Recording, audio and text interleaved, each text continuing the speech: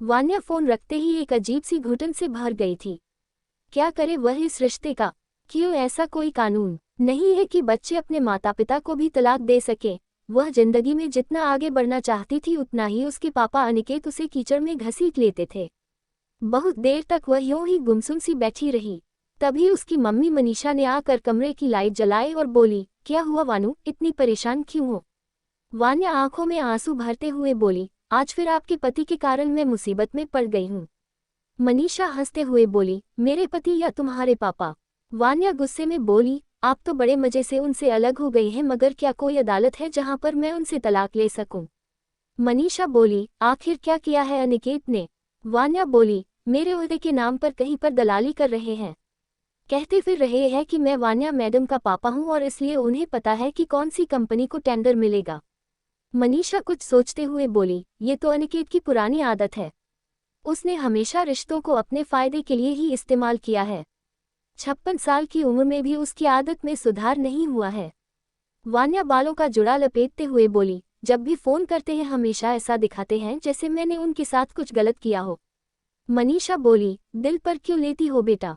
वान्या बोली, मैं दिल पर कैसे न लूं मम्मी, वे कभी भी मेरे लिए नहीं थे, मगर जब मैं अपने पैरों पर खड़ी हो गई हूं तो अपने पिता होने का फर्ज मुझे क्यों याद करवा रहे हैं? वान्या 27 वर्ष की खूबसूरत लड़की थी। जब वान्या 12 साल की थी तब से उसके मम्मी पापा अलग रहते हैं। कारण था वान्या के पापा अनिकेत का न तो किसी नौकरी पर टिक पाना और अपनी पत्नी मनीषा के पैसों पर ही महिलाओं के साथ अय्याशी करना। वान्या को जब कुछ कुछ समझ आई थी तब से उसने अपनी मम्मी मनीषा को अनिकेत की हरकतों के कारण परेशान ही देखा था। मनीषा को लगता था कि वान्या को माँ बाप दोनों की प्यार की जरूरत है, इसलिए वह रिश्ते में बंधी रही थी। वान्या की पेरेंट टीचर मीटिंग हो या उसकी कोई परीक्षा, अनिकेत कहीं भी नहीं था। एक दिन तो हद ही हो गई थी जब अनिकेत ने वान्या की फीस ही नहीं भरी थी, जिसके कारण वान्या को वार्षिक परीक्षा में नहीं बैठने दे रहे थे। वान्या को आज भी याद है उसकी मम्मी मनीषा ने कैसे कैसे इंतजाम करके उसकी फीस भर दी थी।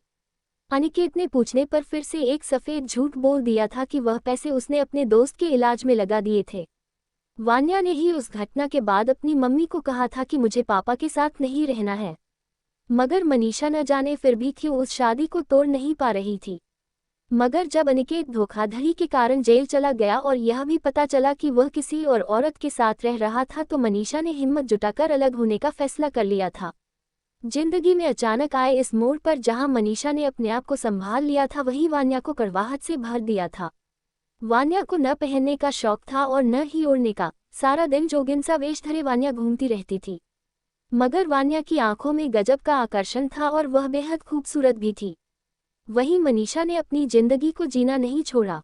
अपने बालों से लेकर त्वचा तक की संचित राशि को वह बहुत संभाल कर रखती थी, इसलिए देखने वालों को वान्या और मनीषा माम बेटी कम बहनें अधिक लगती थी। वान्या जहां इतनी छोटी सी उम्र में गंभीरता का आवरण ओढ़े रखती थी, वहीं मनीषा ने खिलखिलाना नहीं छोड़ा था। वान्या अगले दिन जब ऑफिस पहुंची तो ऐसा लगा जैसे पूरा स्टाफ उसे देखकर मन ही मन हंस रहे हों। जैसे ही वान्या ने अपना पर्स रखकर अपना सिस्टम ऑन किया, तभी बाहर से चपरासी आकर बोला, मैडम साहब जी आए हैं।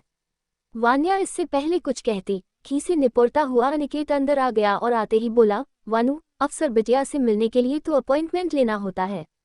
सुबह से चाय भी नसीब नहीं हुई, मगर इससे किसी को क्या फर्क पड़ता है?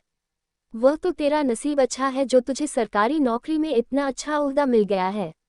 वान्या रूखे स्वर में बोली, पापा, इसमें नसीब का नहीं, मेरी और मम्मी की मेहनत का नतीजा है। अनिकेत बेशर्मी से बोला, और मेरा योगदान? वह तो तेरी मम्मी ने मेरी एक छोटी सी गलती पर मुझे अपनी जिंदगी से बाहर कर दिया था। तुझे क्या पता कितना मुश्किल है अपने बच्चे के बिना रहना। वान्या खुद को संभालते हुए बोली, पापा, आप मेरा नाम लेकर अपनी प्रॉपर्टी का बिजनेस मत कीजिए। एक आदमी मेरे नाम का इस्तेमाल करके लोगों को उल्लू बना रहा है। अनिकेत बोला, तुमने विश्वास कर लिया, बस इतना ही जानती है तू मुझे। वान्या बोली, अच्छे से जानती हूँ, मैं आपको इसलिए बोल रही हूँ। अनिकेत बिना कुछ बोले बाहर निकल गया। वान्या को अच्छे से पता था कि अनिकेत हर जगह सहानुभूति बटोरता फिरता है। उसे रहकर कर अपनी माँ के कमजोर वजूद पर गुस्सा आ रहा था कि क्यों नहीं वह कानूनी रूप से अलग हो जाती है, क्यों आज भी वे इस रिश्ते की लाश को ढो रही थी। जब रात को वान्या घर पहुंची तो मम्मी इंतजार ही कर रही थी। खुश होते हुए बोली, तुम्हारी बुआ ने तेरे लिए बहुत अच्छा रिश्ता भेजा है। वान्या बोली, एक रिश्ते का हसरत देख चुकी हूँ, दोबारा हिम्मत नहीं है ये सब झेलने की। मनीषा बोली, अरे सब मर्द एक जैसे नहीं होते और फिर तेरी बुआ बोल रही हैं कि वे सब संभाल लेंगी। किसी को पता नहीं लगने देंगी कि तेरे पापा हमारे साथ नहीं रहते हैं। वान्या बोली, मम्मी इसमें गलत क्या है, बल्कि मुझे तो आप पर गुस्सा है कि आपने अब तक उनसे तलाक क्यों नहीं लिया है। मनीषा वान्या की चिरौरी करते हुए बोली, वानू तू कुछ नहीं समझती, लड़का भी तेरी तरह क्लास 7 ऑफिसर है और बहुत अच्छे परिवार का है। आज लोग रिश्ते भी बता रहे हैं और सबसे बड़ी बात उन्हें कोई दहेज नहीं चाहिए। वान्या को अच्छे से पता था कि यह पहला रिश्ता है जिन्हें दहेज नहीं चाहिए और वह बनती हुई बात बिगड़ना नहीं चाहती थी। रविवार को आरव और उसके परिवार का आना तय था। वान्या ने पहली बार अपनी मम्मी को इतना खुश देखा था। मनीषा बार बार कह रही थी कि वान्या अगर तेरी खुशी के लिए, तेरे अच्छे भविष्य के लिए मुझे थोड़ा समझौता भी करना पड़ेगा तो कोई बात नहीं। इससे पहले वान्या कुछ कहती या समझती, अनिकेत अपनी अटैची लिए पिंकी बुआ के साथ दरवाजे पर खड़ा था। पिंकी बुआ वान्या को गले लगाते हुए बोली, देख तेरी शादी के साथ साथ मेरे भाई का वनवास भी समाप्त हो जाएगा। वान्या बिना कुछ बोले दफ्तर चली गई थी। वहां जाकर उसने अपनी मम्मी को फोन लगाया। यह क्या ड्रामा है मम्मी, आपने कैसे पापा को घर के अंदर घुसा लिया है। मनीषा बोली, बेटा ये सब तेरी भलाई के लिए है। आज भी लोग टूटे हुए घर से रिश्ता नहीं करना चाहते हैं। वान्या ने बिना कुछ कहे फोन रख दिया था। मन ही मन वह सोच रही थी कि झूठ की नींव पर वह कैसे एक प्यार भरे रिश्ते की शुरुआत कर सकती है। रविवार की सुबह से ही घर में गहमागहमी का माहौल था। मनीषा और पिंकी ने मिलकर पूरे घर की काया पलट कर दी थी। घर के हर कोने को देखकर ऐसा लग रहा था मानो अनिकेत इसी घर में रचा बसा हुआ हो। पिंकी बुआ अपनी समझदारी की दाद देते हुए बोली, मैंने उन्हें कानो कान खबर नहीं होने दी कि लड़की के मम्मी पापा अलग रहते हैं। शाम को आरव और उसका परिवार नियत समय पर आ गया था। अनिकेत ने आरव के परिवार के सामने ऐसी कमान संभाली कि ऐसा लग रहा था मानो वान्या की कामयाबी में सबसे बड़ा हाथ अनिकेत का ही हो। आरव के मम्मी पापा बोले, हमें ऐसे ही संस्कारी परिवार और पढ़ी लिखी लड़की की जरूरत थी। आरव को भी वान्या पसंद थी, मगर वान्या क्या वह वास्तव में ये चाहती थी। जब वान्या और आरव बाहर गए तो आरव बोला, वान्या तुम्हारे पापा तो सुपर हीरो हैं। वान्या कुछ नहीं बोली और उसने बात बदल दी थी। वान्या और आरव जब वापस आए तो दोनों के चेहरे खुशी से चमक रहे थे। उसी दिन अंगूठी की तारीख निश्चित हो गई थी। अनिकेत ने बड़े आराम से घर पर कब्जा जमा लिया था। वान्या चाह कर भी कुछ नहीं कर पा रही थी क्योंकि बार बार उसकी मम्मी उसे रोक देती थी। रिंग सेरेमनी भी हो गई थी। वान्या का ससुराल वाले बहुत खुश थे। अनिकेत ने दिल खोलकर खर्च किया था। मनीषा जब तब वान्या को बोलती, देखा अगर पापा न होते तो मैं कहाँ से ये सब कर पाती। मगर एक दिन सुबह सुबह कुछ लोग अनिकेत को ढूंढते हुए आ गए थे। पता चला कि वान्या की अंगूठी की सारी टीमटाम के लिए अनिकेत ने उधारी पर पैसे लिए थे। वे लेनदार ढूंढते हुए वहां धमक गए थे। मनीषा ने हर बार की तरह आंसू बहाने शुरू कर दिए थे। वान्या ने बेरुखी से मनीषा की तरफ देखा, उन लोगों का बकाया पैसा चुकाया और अनिकेत से कहा, पापा कब तक आप ऐसे ही मुझे शर्मिंदा करते रहोगे। अनिकेत बेशर्मी से बोला, बेटी की शादी में तो राजा लोग भी उधार लेते हैं और फिर मैं तो एक आम आदमी हूँ। वान्या ने गुस्से में अपने पापा की तरफ देखा और बिना कुछ कहे तीर की तरह निकल गई।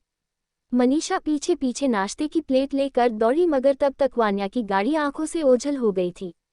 अनिकेत बोला, ऐसे कैसे इस राजरानी का निबाह ससुराल में होगा, तुम्हारे बस का कुछ नहीं है। औरतों के अंदर सहनशीलता भी होनी चाहिए। मनीषा सिसकते हुए बोली, क्यों किया तुमने ऐसे, इतनी मुश्किल से मैंने वान्या को शादी के लिए तैयार किया था।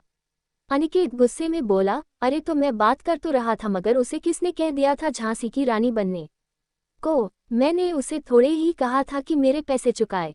वान्या का ऑफिस जाकर भी सिर चकरा रहा था। बार बार उसे लग रहा था कि वह आरव के साथ गलत कर रही है। दोपहर को लंच टाइम में वह आधी दिन की छुट्टी लेकर आरव से मिलने चली गई। आरव किसी मीटिंग में व्यस्त था। उसने वान्या को कहा, तुम सीधे घर पहुंचो, एक साथ दोपहर का खाना खाएंगे।